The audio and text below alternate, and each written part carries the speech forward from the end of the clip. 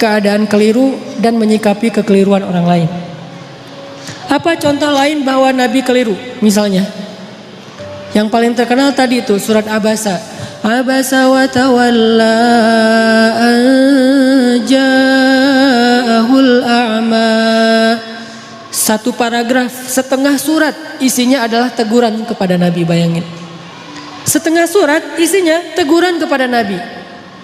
Bahwa Nabi waktu itu keliru nyuekin seorang sahabat yang datang pengen belajar Islam kepada beliau. Dan kelirunya Nabi bukan karena beliau sombong kepada Abdullah, bukan. Karena beliau berpikir masih banyak waktu untuk Abdullah. Kali ini beliau lagi sibuk ngedakwahin pemuka-pemuka Quraisy. Jadi alasannya make sense juga nih. Alasannya logis menurut saya, nggak ada yang salah. Cuman tetap menurut Allah itu keliru. Sampai bahasa Allah tuh kayak nyindir gitu. Coba terjemahannya. Abasa wa tawalla. Dia bermasam muka dan berpaling. Anja'ahul a'ma. Mentang-mentang yang datang kepada dia seorang laki-laki yang buta. Wa ma yudrika la'allahu yazzakka. Memangnya kamu tahu, bisa aja dia akan mendapatkan kebaikan dengan belajar. Sedangkan orang yang banyak harta dan sombong, kamu malah meladeninya. Giliran hambaku yang miskin, yang buta datang kepadamu, kamu malah cuek kepada dia. Kalla, kata Allah, jangan gitu dong Muhammad. Coba, kalla kan artinya bukan sekali-kali tidak ya.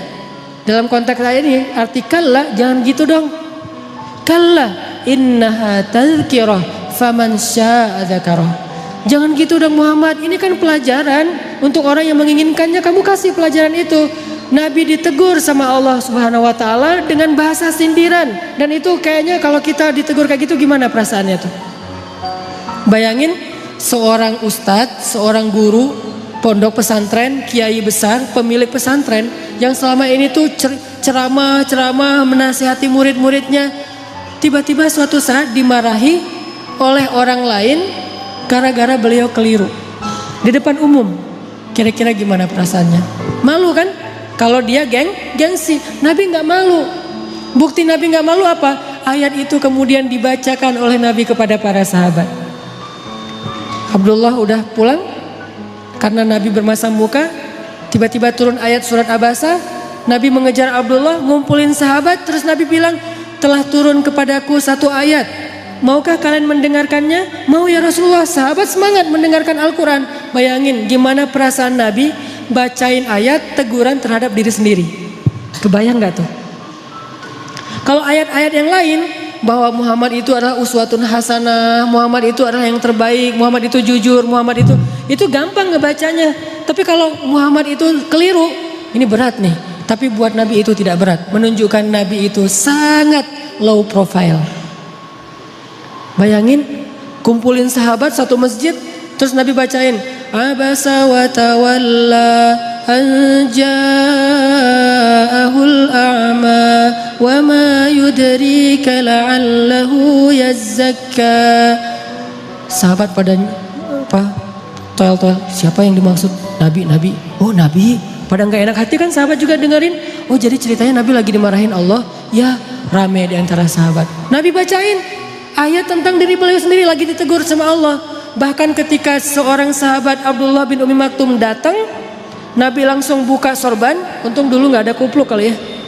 Nabi buka sorban, langsung dibentangkan sorbannya. Terus Nabi bilang, selamat datang orang yang karena dia saya ditegur oleh Allah Subhanahu wa taala. Ini uswatun hasanah. Selamat datang orang yang karena dia saya ditegur oleh Allah Subhanahu wa taala. Lihat betapa besar hati Rasulullah sallallahu alaihi wasallam. Artinya ketika kita keliru dinasihati oleh orang lain, harusnya selain kita memperbaiki diri, kalau kita lebih keren lagi, kita akan bersyukur, berterima kasih. Kalau perlu kita mention dia, alhamdulillah diingatkan, alhamdulillah dikasih tahu, tapi memberitahunya dengan cara-cara yang baik. Ini artinya dalam adegan abasa wa tawalla itu Rasulullah mengajarkan kita gimana kalau kita berada di kondisi yang sama. Istri ngasih tahu kepada kita bahwa kita keliru, makin kita cinta sama dia. Bukan, mama tajasus cari-cari kesalahan papa. Salah aja di mata mama. Apa sih yang benar papa di mata mama? Jangan pundung. Mama perhatian banget sama papa. Oh iya Pak, mau lagi yang lain kesalahannya? Oh iya silakan Ma. Akhirnya disebutin 100 kesalahan kita. Jadi satu buku 100 rapor merah suami. Ini menunjukkan Rasulullah itu orangnya sangat low profile, easy going, no hard feeling, dan beliau orang yang sangat lapang dada. Itu surat Abasa. Nanti ada lagi teguran terhadap Nabi di surat yang lain, banyak loh. Termasuk surat At-Tahrim. Ayat pertama lagi tuh. Gara-gara apa? Gara-gara Nabi pengen jaga perasaan Aisyah dan Hafsah. Waktu itu Nabi sering nongkrong di rumah Sofia. Sofia itu istri Nabi yang bedanya sama Aisyah cuma setahun. Aisyah waktu itu 16 tahun, Sofia 17 tahun, baru lulus SMA. Istri Nabi muda nih. Rata-rata istri Nabi kan muda ya, walaupun kalau yang perawan cuma satu, tapi yang lain walaupun janda muda-muda nih. Sofia, Hafsah, Zainab, Ummu Salamah. Yang tua itu kayak Saudah, itu tua. Nah, Sofia orang Yahudi yang nikah sama Nabi itu cantiknya luar biasa. Saking cantiknya Aisyah sampai stalking loh akunnya Sofia. Dan itu terjadi, Aisyah benar-benar kepo tuh. Sofia lagi posting apa sih sekarang? Dikepoin sama Aisyah. Cara ngepoinnya gimana? Kalau dulu kisahnya Aisyah diam-diam datang ke rumah Sofia pas Sofia lagi ada acara selamatan. Jadi kalau kayak sekarang tuh Sofia lagi posting, Aisyah pura-pura ngeliat nih lagi posting apa sih, lagi snapgram apa, lagi insta story apa nih Sofia. Diliatin sama Aisyah, biar nggak ketahuan Aisyah pakai cadar. Tapi kan Nabi tuh teliti banget, tahu banget mata Aisyah tuh kayak gimana. Sehelai bulu mata Aisyah aja Nabi tahu, saking sayangnya Nabi sama Aisyah. Pakai cadar, cuman kelihatan matanya doang. Datang ke rumah Sofia, Sofia lagi bikin kayak acara di belakang rumah gitu, di garden party gitulah pokoknya. Lagi barbekyuan gitu kan ya di rumah Sofia. Nah Aisyah datang terus duduk mojok paling belakang. Perhatiin aja Sofia ini orangnya gimana sih, kok Nabi betah banget sama dia. Orangnya emang asik banget. Diliatin sama Aisyah. Oh benar sih Sofia itu orangnya humble. Sofia itu orangnya tuh enak diajak chit chat gitu.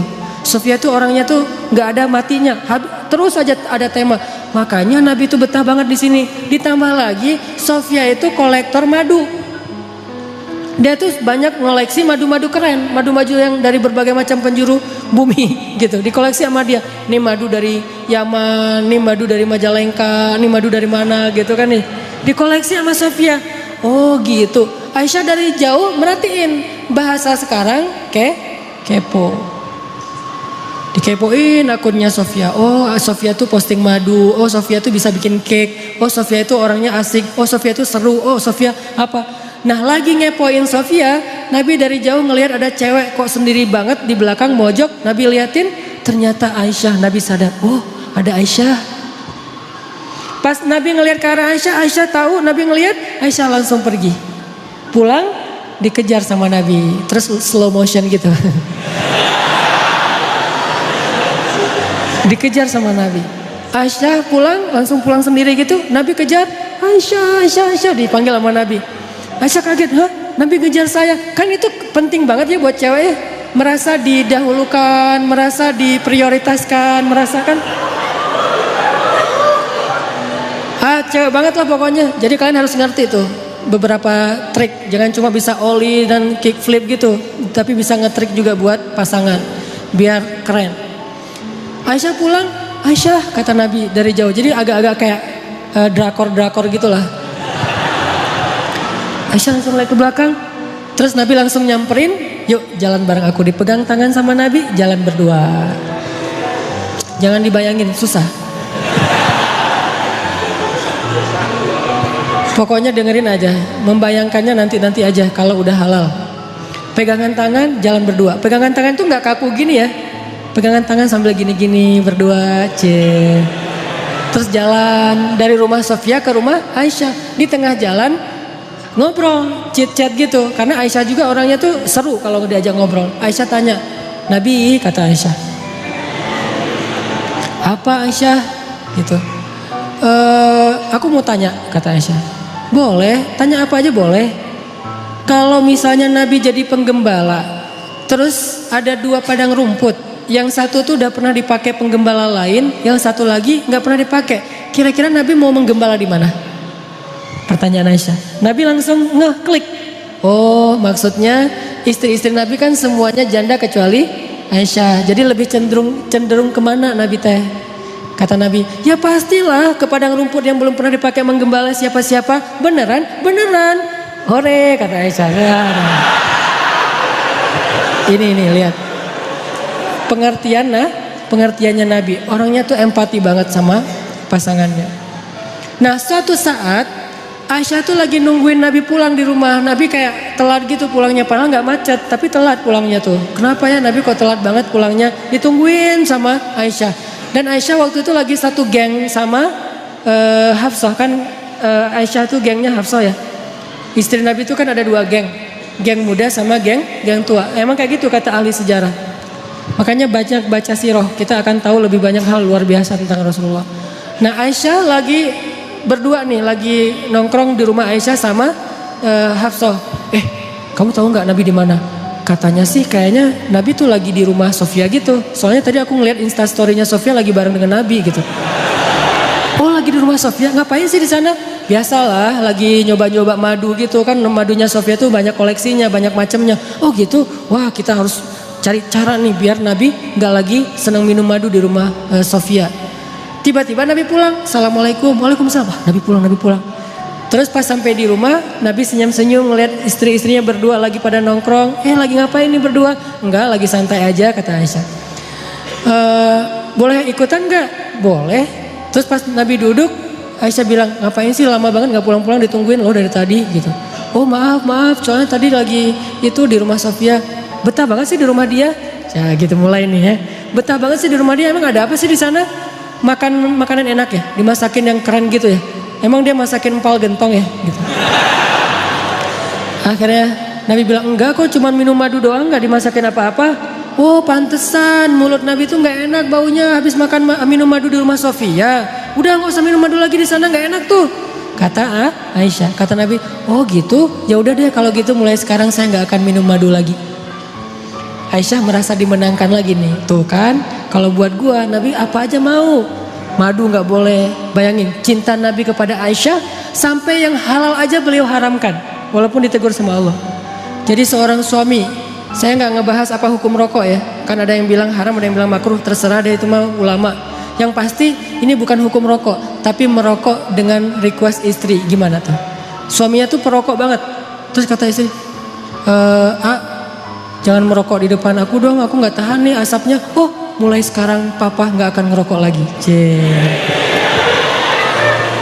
Itu kan. Jadi saya tuh lebih suka ngambil angle-nya tuh lebih ke perasaan, etika atau akhlak, bukan hukum. Kalau hukum mungkin bisa haram, bisa makruh, itu tergantung mazhab. Tapi kalau etika, kadang karena permintaan istri jadi nggak jadi ngerokok. Nggak usah ngerokok, yang halal aja nggak jadi tuh. Nabi kan minum madu halal kan, bukan cuma halal, baik lah gitu. Sampai Nabi mengatakan, oh ya udah deh kalau gitu saya nggak akan minum madu lagi. Aisyah senyum-senyum mengarah ke Hafsah. Lihat, Nabi nggak minum madu lagi. Alhamdulillah, udah. Aisyah cair, ngobrol ketawa-ketawa, Hafsah pulang. Begitu Hafsah pulang, besoknya turun ayat, ya ayyuhan nabi lima tuharrimu ma ahallallahu lak. Wahai Nabi, kenapa engkau mengharamkan apa yang Allah halalkan bagimu, yaitu madu? Hanya gara-gara pengen nyenengin hati istri-istrimu? Ditegur oleh Allah Subhanahu wa taala. Bayangin, Nabi keliru. Gara-gara pengen nyenengin hati Aisyah, beliau mengharamkan apa yang Allah halalkan. Ditegur oleh ayat itu, akhirnya Nabi datang kepada Hafsah, ngejapri. Hafsah, ternyata Allah nggak rela madu itu diharamkan. Saya baru dapat ayat nih, surat At-Tahrim ayat 1, surat 66. Sekarang Maya, ternyata madu itu nggak boleh diharamkan. Tapi jangan bilang-bilang ke Aisyah ya. Kata Hafsah, oh gitu. Kata Nabi, jangan bilang-bilang ke Aisyah. Kenapa? Karena kalau Aisyah tahu, Aisyah terngambek. Kata Nabi ke Hafsah, jangan bilang-bilang ke Aisyah. Ternyata apa? Hafsah malah mengcapture japrian Nabi, di forward ke Aisyah. Aisyah dapat message dari Hafsah, langsung dibuka gitu kan. Pas dibaca ternyata capturean Nabi nggak jadi mengharamkan madu. Marahlah Aisyah. Aisyah marah. Akhirnya Aisyah kalau posting nggak mau lagi pakai hashtag demi Tuhannya Muhammad.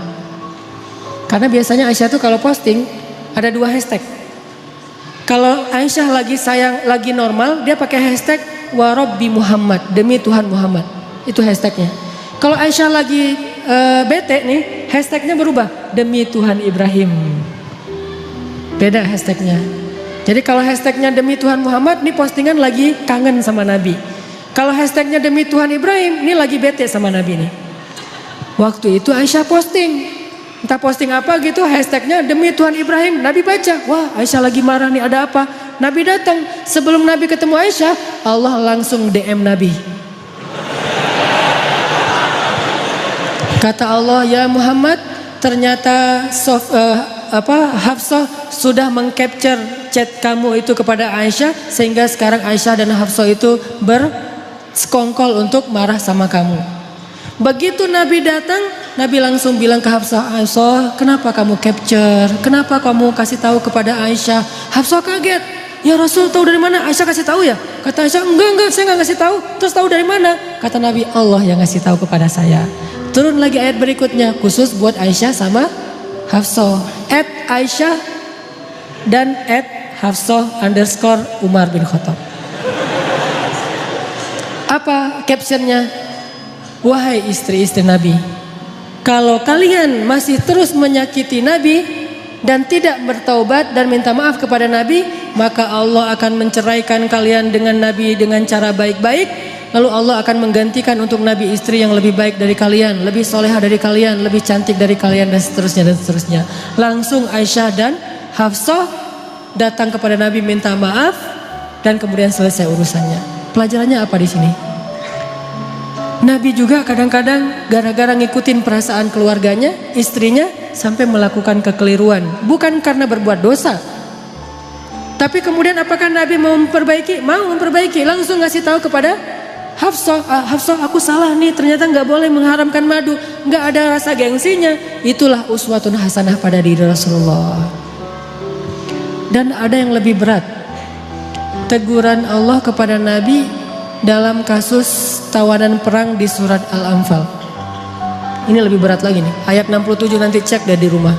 Itu ayat teguran dari Allah kepada Nabi gara-gara Nabi keliru dalam mengambil keputusan. Habis selesai perang Badar, ada tawanan. Termasuk salah satu tawanan waktu itu Suhel. Suhel itu kayak medsosnya sahabat. Dia tuh selebgram. Ditawan. Terus kan Nabi ini perang pertama nih dalam Islam, belum tahu ini mau diapain nih, tawanan-tawanan perang. Akhirnya Nabi pun bikin FGD gitu. FGD-nya Nabi, Abu Bakar, Umar, dan Ibnu Rawahah. Jadi mereka beberapa orang musyawarah, rapat. Nabi nanya, apa pendapat kalian tentang tawanan perang? Mau diapain? Abu Bakar angkat tangan, menurut saya ya Rasul, kata Abu Bakar, kita tebus. Kalau keluarganya orang kaya, maka keluarganya menebus dengan harta. Kalau keluarganya orang miskin, maka ditebus dengan seorang laki-laki yang bisa baca tulis dan mengajarkan putra-putri kita baca tulis di Madinah. Ini kan produktif ya, ide yang bagus nih. Oh gitu. Umar bilang, saya nggak setuju. Terus apa pendapat kamu? Ya Rasulullah, mereka itu musuh-musuh Allah. Jangan dibiarkan mereka hidup, kita bunuh. Hukuman mati, karena ini masih dalam hukum militer, hukum perang. Maka tawanan perang dibunuh ya Rasul. Tidak ada kesempatan buat musuh-musuh Allah hari ini ya Rasulullah. Nabi senyum-senyum. Terus Ibnu Rawahah, menurut saya ya Rasulullah, apa Ibnu Rawahah? Kita gali parit, kita masukin mereka ke dalamnya, lalu kita bakar mereka hidup-hidup. Tapi jangan menjudge Ibnu Rawahah ya, karena Ibnu Rawahah ini punya cerita panjang di Mekah kayak gimana. Gimana dia tuh luar biasa disakiti, jadi wajar kalau orang emosional. Akhirnya Rasulullah komen. Kata Rasulullah, sesungguhnya Allah menjadikan hati seseorang itu lebih lembut daripada agar-agar, atau lebih lembut daripada kayak yogurt gitu, susu yang dikentelin. Dan sesungguhnya Allah menjadikan hati seseorang kadang lebih keras daripada batu. Engkau wahai Abu Bakar, kata Rasulullah, engkau itu seperti Ibrahim. Engkau wahai Umar, engkau itu seperti Musa. Engkau itu seperti Nuh. Sedangkan Abu Bakar, engkau seperti Ibrahim, seperti Isa. Dua nabi masing-masing dimisalkan untuk mereka. Ini artinya Nabi itu menghargai pendapat orang. Engkau wahai Abu Bakar seperti Ibrahim dan seperti Isa. Gimana Ibrahim dan Isa? Memaafkan. Ketika ayahnya pengen mengusir Ibrahim, apa kata Ibrahim? Qala salamun alaik, sa'astaghfiru laka rabbi innahu kana bi hafiyya. Keselamatan bagimu wahai ayah. Padahal ayahnya udah zalim sama dia, tapi masih didoain kebaikan. Saya akan berdoa kepada Allah supaya Allah mengampuni dosa-dosa ayah. Itu Ibrahim. Isa juga kayak gitu, memaafkan murid-muridnya yang melakukan kesalahan. Engkau wahai Abu Bakar seperti Ibrahim dan Isa. Sedangkan Umar seperti Nuh dan Musa. Gimana Nuh? Ketika orang-orang sudah zalim, sudah syirik kepada Allah, Nuh berdoa, ya Allah, hancurkanlah orang-orang kafir itu sehancur-hancurnya sampai keturunan mereka, jangan engkau biarkan mereka hidup di muka bumi dan membuat kerusakan. Musa, ketika orang Bani Israel menyembah anak sapi, Musa pulang, maka dihukum mati mereka satu persatu kan? Ini Umar seperti Nuh dan Musa. Tapi kalau Ibnu Rawahah, Nabi nggak komen, diimamin aja, nggak usah di like, nggak usah di komen, biarin aja. Karena pendapatnya agak-agak sadis gitu kan, dibakar hidup. Akhirnya setelah menghargai dua pendapat sahabat senior, Nabi mengambil salah satu di antara dua pendapat itu, pendapat Abu Bakar As-Siddiq. Menurut saya, kata Nabi, pendapat Abu Bakar lebih tepat. Ayo kita tebus dengan tawaran dengan harta ataupun guru baca tulis. Setelah selesai penebusan, turun ayat 67, kata Allah, tidaklah pantas seorang nabi memiliki tawanan lalu menukarnya dengan harta duniawi. Kalau kamu menginginkan harta, aku berikan harta yang lebih dari itu wahai Muhammad. Allah marah kepada Nabi. Ayat 67. Setelah ayat ini turun, Nabi bacain kepada Abu Bakar. Nabi dan Abu Bakar menangis seharian dari pagi sampai sore. Nangis. Kenapa nangis? Karena sedih, takut, taubat, menyesal kepada Allah Subhanahu wa taala. Ya Allah, ampunkan saya, kata Nabi, ampunkan saya. Abu Bakar juga gitu, nih gara-gara saya nih. Ya Rasulullah, ini ide saya. Rasulullah nggak salah, saya yang salah. Berdua aja nangis tuh. Ini hebatnya Rasulullah. Inilah uswatun hasanah. Berdua nangis. Lagi nangis, Umar lewat. Umar ngelihat Abu Bakar dan Rasulullah nangis, Umar langsung diam. Tanya, ya Rasulullah, ya Abu Bakar, ma yubkikuma? Kenapa kalian berdua menangis? Kalau ada hubungannya dengan saya juga pengen ikut nangis. Nangis berjamaah. Apa kata Rasulullah? Ya Umar, seandainya hari ini Allah menurunkan azab di muka bumi, maka yang selamat cuman Umar bin Khattab. Lihat gimana Nabi menghargai Umar. Pendapat beliau dan Abu Bakar keliru, pendapat Umar yang benar, lebih tepat. Kemudian Nabi menghargai, seandainya hari ini turun azab di muka bumi, maka yang selamat adalah Umar bin Khattab.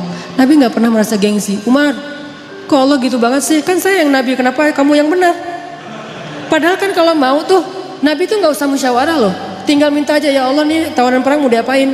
Kata Allah, bunuh aja Muhammad. Ya udah bunuh, kan gampang kan? Kenapa Nabi bermusyawarah? Kenapa Nabi gak minta wahyu aja? Karena kalau Nabi hanya meminta wahyu, maka kita tidak bisa meniru Nabi SAW. Kan kita gak dapat wahyu. Maka kita meniru Nabi dalam konteks ini adalah menyelesaikan masalah dengan cara musyawarah untuk mencari mufakat. Kalau keliru dalam musyawarah, jangan gengsi untuk mengakui. Yang benar, jangan merasa besar kepala. Umar coba, pas Nabi keliru ngomong kayak gitu, Umar gak bilang, tuh kan, saya bilang juga apa? Nabi sih gak mau dengar kata-kata saya, yang dengar Abu Bakar aja terus mentang-mentang soulmate. Enggak. Umar tuh gak besar kepala. Terus besok kalau ada pendapat lagi, nih ini pasti salah lagi nih, harus dengerin saya. Enggak, Umar gak pernah nyalahin Nabi. Dan ini juga uswatun hasanah. Jadi kalau kita dalam satu organisasi, suami istri, dimanapun, kadang-kadang kita udah musyawarah terus ngambil keputusan keliru, maka yang tadi benar gak usah nandain. Tuh besok dengerin ya kalau saya ngomongin, enggak, besok musyawarah lagi. Bisa diambil, bisa ditinggalkan pendapat kita. Semua ini adalah uswatun hasanah. Mudah-mudahan teman-teman di sini kita belajar banyak hal.